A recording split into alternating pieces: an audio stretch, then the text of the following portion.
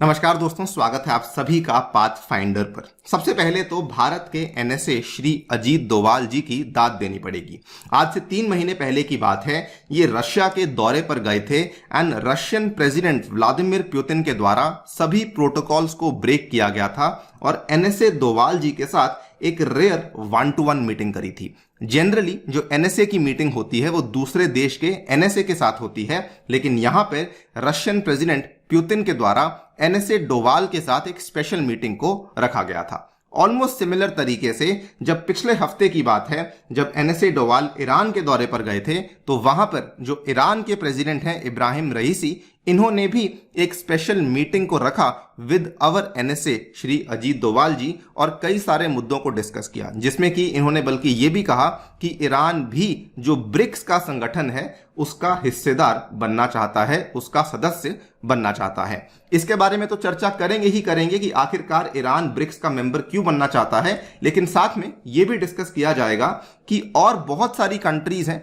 जिसमें कि Saudi Arabia, Egypt हुआ, उसके बाद इंडोनेशिया हुआ, बहुत सारी ऐसी कंट्रीज हैं, कुल मिला के 19 ऐसी कंट्रीज हैं जिन्होंने इंटरेस्ट शो किया है ब्रिक्स के संगठन को ज्वाइन करने के लिए। इसके बारे में चर्चा भी करी जाएगी। आइए शुरू करते हैं दोस्तों मेरे साथ। मेरा नाम है अनिरुद्ध। यदि आप लोग इस लेक्चर की पीडीएफ को डाउनलोड करना चाहते हैं तो यहां पर दिए गए टेलीग्राम चैनल के माध्यम से ऐसा कर सकते हैं। ऑल्सो बताना चाहूंगा कि पाथफाइंडर आप सभी यूपीएससी सीएससी एस्पिरेंट्स के लिए एक बहुत ही कॉम्प्रिहेंसिव और एक बहुत ही अफोर्डेबल बैच लेकर आया है, जिसमें कि आपको 900 से भी ज्यादा घंटे की लाइव क्लास मिलेगी, विच इंक्लूड्स आपकी entire coverage of prelims and mains, और साथ में इसमें आपको टेस्ट सीरीज भी अवेलेबल करवाई जाएगी। इसका जो अग्निपथ बैच है दोस्तों वो लॉन्च हो चुका है। अगर आपने इसमें एनरोल नहीं किया है आप इसमें एनरोल कर सकते हैं। नीचे दिया गया जो डिस्क्रिप्शन है उसमें आपको इसका लिंक अवेलेबल हो जाएगा। और इसके अलावा पाथफाइंडर की टीम के द्वारा आपके लिए एक यूपीएससी सीएससी पैटर्न के बेस के ऊपर मॉक टेस्ट भी लाया जा रहा है, जो कि 13 मई को कंडक्ट होगा।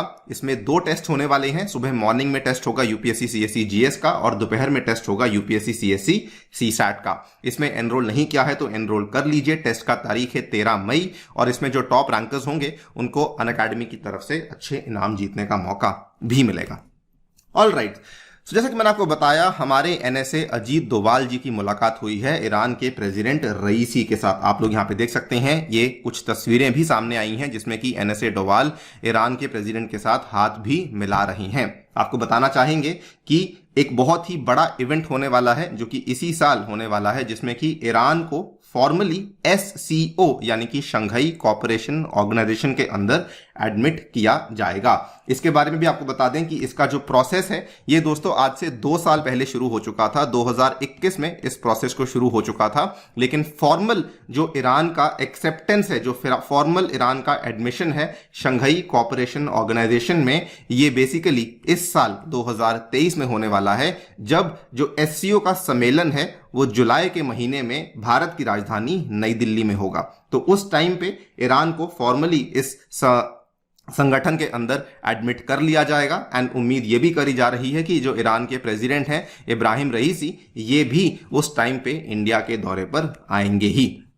नाउ जो लोग एससीओ के बारे में नहीं जानते, ब्रीफली आपको बताना चाहूंगा कि एससीओ दोस्तों एक ऐसा संगठन है जो कि सिक्योरिटी से जुड़े हुए मुद्दों के ऊपर काम करता है। इस संगठन को आज से कई साल पहले बनाया गया था। इसकी करंट मेंबरशिप की बात करें तो इसमें चाइना आता है, रशिया आता है और 4 सेंट्रल एशियन रिपब्लिक्स देखने को मिलती हैं, which includes Kazakhstan, Kyrgyzstan, Tajikistan and Uzbekistan. और आज से 6 साल पहले की बात है कि इंडिया और पाकिस्तान को भी इसकी सदस्यता दे दी गई थी। नाउ अगर हम ईरान वाली मीटिंग की बात करते हैं तो उन्होंने एससीओ के अलावा साथ में यह भी कहा कि वो इंडिया के साथ बेसिकली जो ट्रेड है, जो हमारे इकोनॉमिक रिलेशंस हैं, उसको भी एक्सपैंड करना चाहते हैं। पिछले साल जब एससीओ की मीटिंग हुई थी जो कि समरकंद उज्बेकिस्तान में हुई थी, उस टाइम पर ईरान के प्रेसिडेंट की मुलाकात हुई थी हमारे प्राइम मिनिस्टर श्री नरेंद्र मोदी के साथ और उन्होंने उस टाइम पर भी सेम बात कही थी। और इस बार जब हमारे एनएसए वहां पे गए ईरान में, तो ईरान के एनएसए जो हैं जिनका नाम है अली शमखानी, इनके द्वारा भी सेम बात कही गई है।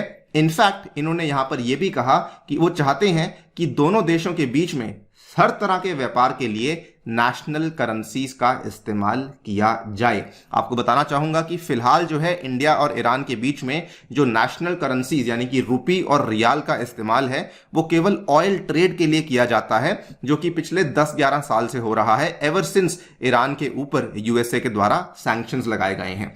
लेकिन केवल ऑयल ट्रेड के चलते जो हमारा व्यापार हो रहा है वो केवल और केवल दोस्तों $2.5 बिलियन के आसपास का व्यापार है, और ईरान का ये मानना है कि हम लोग इस व्यापार को काफी बढ़ा सकते हैं अगर हम लोग हर तरह के व्यापार के लिए नेशनल करेंसीज का इस्तेमाल करने लग जाएं। खैर, इस मीटिंग में जो बड़ी डेवलपमेंट हमें देखने को मिली वो ये थी कि ईरान ने इंटरेस्ट शो किया है कि वो भी ब्रिक्स के संगठन को ज्वाइन करना चाहते हैं।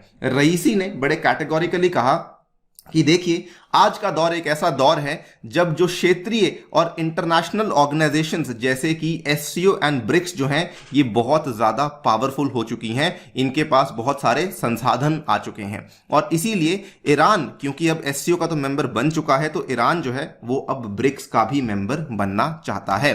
बल्कि आपको बताना चाहूंगा कि केवल ईरान ही नहीं, 19 ऐसी और कंट्रीज हैं जो कि ब्रिक्स की सदस्यता पाने में इंटरेस्ट शो कर रही हैं। ये स्टेटमेंट किसके द्वारा दिया गया है? साउथ अफ्रीका के जो एम्बेसडर हैं टू द ब्रिक्स ग्रुपिंग, उनके द्वारा कहा गया है, जिनका नाम है अनिल सुकलाल। इन्होंने कहा दैट अभी हम लोग ब्रिक्स के एक्सपेंशन के एजेंडा की बात करने वाले हैं, और इन्होंने बल्कि बताया है कि 13 कंट्रीज हैं जिन्होंने फॉर्मली हमें न्योता भेजा है कि हम लोग ज्वाइन करना चाहते हैं, एंड साथ में 6 और कंट्रीज हैं जिन्होंने बेसिकली ऑफ द रिकॉर्ड या फिर इनफॉर्मली हमें बोला है कि हम लोग भी ब्रिक्स को ज्वाइन करना चाहते हैं। बल्कि इन्होंने बताया कि हमें ऑलमोस्ट डेली बेसिस पे कुछ ना कुछ एप्लीकेशंस इन कंट्री से मिलती रहती हैं।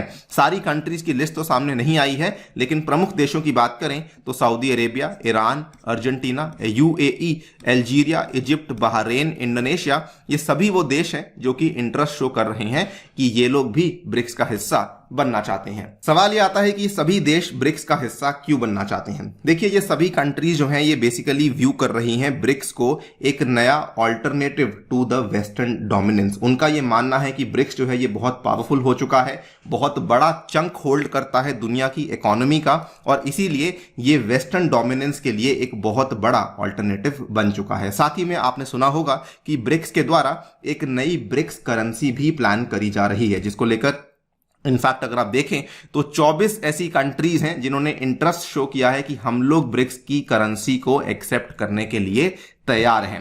और क्योंकि पूरी दुनिया भर में डी डॉलराइजेशन की एक लहर चल रही है, तो सभी देश चाहते हैं कि वो लोग ब्रिक्स का हिस्सा बन जाएं और उनको भी डॉलर के ऊपर निर्भर ना करना पड़े, और वो लोग जो हैं रेडिली इस ब्रिक्स की करेंसी को एक्सेप्ट कर सकते हैं। अगर हम लोग पर्टिकुलरली ईरान की बात करें तो उन्होंने तो बल्कि ये कहा है कि वो इंडिया की डिप्लोमेसी और इंडिया की जो ऑटोनॉमस फॉरेन पॉलिसी है इससे काफी ज्यादा खुश हैं, और इसीलिए वो ऐसे संगठनों का हिस्सा बनना चाहते हैं जहां पे इंडिया भी एक मेंबर बना हुआ है। इससे वो अपनी फॉरेन पॉलिसी को भी चेंज करेंगे, और साथ ही में उनका ये मानना है कि वो इंडिया के साथ भी अपने संबंधों को और बेहतर कर सकते हैं। Now finally the question is कि क्या ईरान अगर मेंबर बनता है ब्रिक्स का तो क्या इससे इंडिया को फायदा है या फिर नहीं है? देखिए, पर्सनली आई बिलीव कि यस, काफी बड़ा फायदा है। क्यों?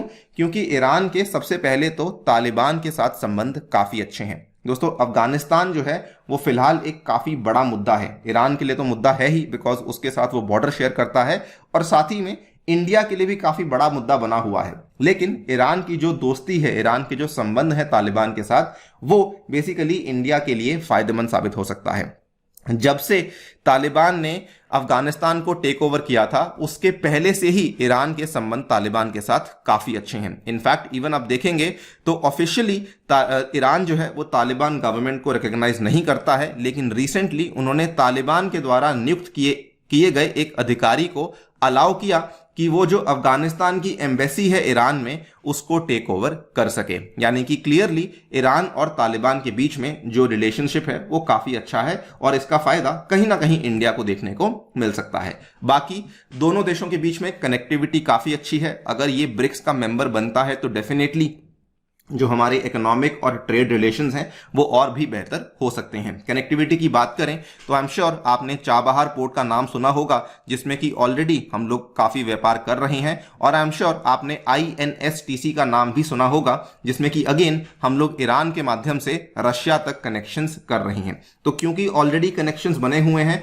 तो इन्हीं कनेक्शंस के ऊपर, लॉजिस्टिक्स के ऊपर हम लोग इकोनॉमिक और ट्रेड रिलेशंस को और ज़्यादा अच्छे तरीके से बिल्ड अपॉन कर सकते हैं। बाकी आप लोग को क्या लगता है हमें जरूर बताइए कमेंट सेक्शन में कि क्या ब्रिक्स को एक्सपैंड करना सही है, क्या ब्रिक्स आपको लगता है वेस्ट की डोमिनेंस को काउंटर कर सकता है। इसी के साथ आपसे लेता हूं विदा। Thank you so much for listening, stay tuned and stay safe.